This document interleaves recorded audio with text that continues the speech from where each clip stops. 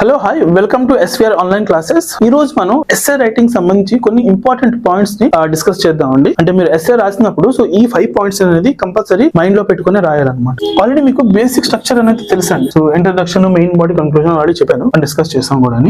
So మీరు SA రాసే ముందు ఫ్రేమ్ వర్క్ అనేది ఇంపార్టెంట్. సో ఈ ఫ్రేమ్ వర్క్ ఎప్పుడైతే మీరు చేసుకున్నారో, సో నేను ఇంట్రడక్షన్ లో ఏం రాయాలి, మెయిన్ బాడీలో ఏం రాయాలి, సో కన్క్లూజన్ లో ఏం రాయాలని చేసి ఒక క్లారిటీ వచ్చింది అనుకోండి. సో మీరు ఆ ఆర్డర్ ని మిస్ అవ్వరు అనమాట. సో దేని తర్వాత ఏం రాయాలనేది మీ మైండ్ లో ఉండిపోతుంది. ఈ ఫ్రేమ్ వర్క్ ని బేస్ చేసుకొని మీరు ప్రెజెంట్ చేయాలన్నమాట. Presentation is important. First thing is presentation అండి. Next content. సో మీరు ఏదైతే కాంటెంట్ యూజ్ చేస్తున్నారో ఆ టైటిల్ తగ్గట్టు ఆ కాంటెంట్ ఉందా లేదా చూసుకోండి. ఏదైతే టైటిల్ సంబంధించి మీరు ఎస్ఏ రాస్తున్నారో సో అది 360 డిగ్రీస్ అనాలిసిస్ చేస్తూ కరెంట్ సినారియోతో మ్యాచ్ చేస్తూ ఏ ఎక్స్పెక్ట్స్ అనేవి కవర్ చేయాలనేది చూసుకోండి కాంటెంట్ లో. నెక్స్ట్ ఏంటంటే ఫ్యాక్ట్స్ అండ్ డేటాస్ అండి, విత్ ఎగ్జాంపుల్ తో సహా. సో దీంతో ఏంటంటే సో ఏదైతే మీరు కాంటెంట్ రాస్తున్నారో ఫ్యాక్ట్స్, డేటాస్, ఎగ్జాంపుల్స్ ఇవ్వడం వల్ల కాంటెంట్ కి ఒక ఎన్రిచ్మెంట్ అనేది తోడవుతుంది అనమాట. అంటే ఎగ్జామినర్ కి ఏమర్థం అవుతుందంటే ఇతను టు ద పాయింట్ ఏదైతే టైటిల్ అడగడం జరిగిందో దానికి స్టిక్ ఆన్ అయ్యి దాన్ని కరెంట్ సినారియోతో కరెక్ట్ చేసి సో ఫ్యాక్ట్స్, డేటాస్ ని మెన్షన్ చేస్తున్నాడని చెప్పేసి ఒక పాజిటివ్ ఇంప్రెషన్ అనేది కలుగుతుంది అనమాట. నెక్స్ట్ సెంటెన్స్ ఫార్మేషన్ అండి. సెంటెన్స్ ఫార్మేషన్ అనేది కరెక్ట్ గా ఉండాలి.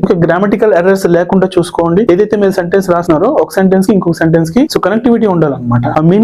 మీనింగ్ అనేది ఉండాలన్నమాట, అర్థం అనేది ఉండాలి. నెక్స్ట్ రైటింగ్ స్కిల్స్ అండి. Simple language, simple context use చేయండి, అర్థమయ్యేలాగా ఉండాలన్నమాట. మెయిన్ గా మీరు ఎస్ఏ రాసినప్పుడు సో ఎలాంటి పదాలు ఎక్కువగా వాడినట్లయితే however, therefore, more over, okay, so ఇలాంటివి వాడడం వల్ల ఓకే ఒక కనెక్టివిటీ ఉంటుంది అనమాట. సో ఈ 5 పాయింట్స్ కి కూడా మీకు మార్క్స్ ఎస్ఏకి మీ ఎస్ఏ ఎంత అండి 50 మార్క్స్ కదా. సో ఒక్కొక్క ఎస్ఏ 50 మార్క్స్, 3 ఎస్ఏస్ 150 మార్క్స్. వీటిపైన బేస్ అయి ఉందండి మీ మార్క్స్. మీ ప్రెజెంటేషన్ ఎలా మీరు ప్రెజెంట్ చేస్తున్నారు, కాంటెంట్ రిలవెంట్ గా ఉందా లేదా చూసారు, ఫ్యాక్ట్స్, డేటాస్ ఓకే సో అవి రిలవెంట్ గా ఉన్నాయా లేదా, so sentence formation, grammatical mistakes కూడా మీకు మార్క్స్ ఉంటాయి. Writing skills, context, simple context అర్థమయ్యేలా ఉందా లేదా, సో వీటికన్నిటికీ కూడా మార్క్స్ అనేది ఇవ్వడం జరుగుతుంది అనమాట. ఓకే, సో మార్క్స్ అనేది అలాట్ చేస్తారు. సో మీరు ఇవన్నీ ఈ 5 పాయింట్స్ మీ మైండ్ లో పెట్టుకొని ఇప్పటి నుంచి ప్రాక్టీస్ చేస్తే so at the time of exam, so exam కల్లా మీరు ఏంటంటే ఇంకా ఒక మంచి ఎస్ఏ ప్రెజెంట్ చేయొచ్చు అనమాట. So with this 5 points so maximum మీరు ఇలాగానే ప్రెజెంట్ చేస్తే ఎస్ఏని ఇలాగానే రాసినట్లయితే మాక్సిమం మీకు ఎంత బాగా రాసినా కూడా ఎస్ఏ రైటింగ్ లోని 50% కన్నా మార్క్స్ ఎక్కువగా ఇవ్వరండి. యూపీఎస్సీ అయినా కూడా,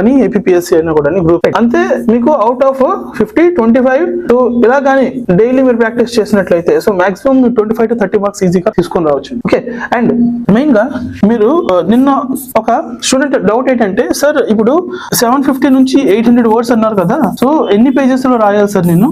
సో మీరు ఆన్సర్ బుక్లెట్ ఎంత ఉంటుందని మాక్సిమం అప్రాక్సిమేట్ గా 40 షీట్స్ అనేది ఇస్తారనమాట. మీరు 750 to 800 వర్డ్స్ రాయాలంటే ఒక్కొక్క ఎస్సీ 8 to 10 పేజెస్ అనేది మీరు రాయాల్సి ఉంటుందండి. కంప్లీట్ కాంటెంట్ ఎస్సీ అనేది రాయొచ్చు.